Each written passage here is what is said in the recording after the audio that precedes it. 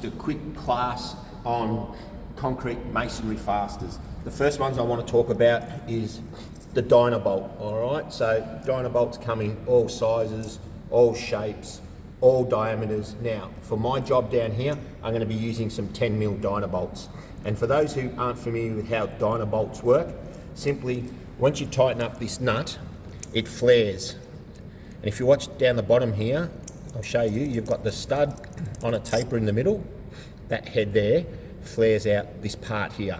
And as this part here flares out, it jams into the hole so you can't remove it. So when you tighten the top of it up here, you'll watch the bottom of it flare out and get larger. So you can see how the male is going into the female and she's tapered out.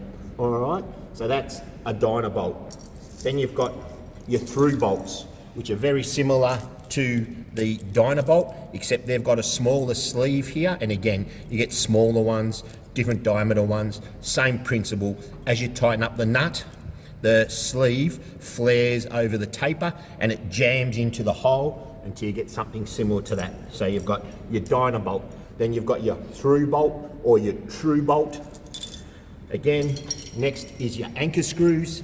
These don't flare. You can just see they cut a thread into the concrete. So all these holes need to be prepared with a masonry drill. It has to be a carbide tip masonry drill. Can't be high-speed steel. But once you drill your pilot hole onto these ones here, you tighten it up whether with a socket or an Allen key or a security bit, whatever it may be. And these just screw into the hole.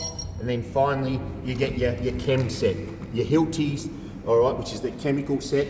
And again, drill your hole. This is a two-part mix, and it mixes up in the nozzle here. So you've got your component, your compound, and you've got the hardener, and that mixes in the nozzle.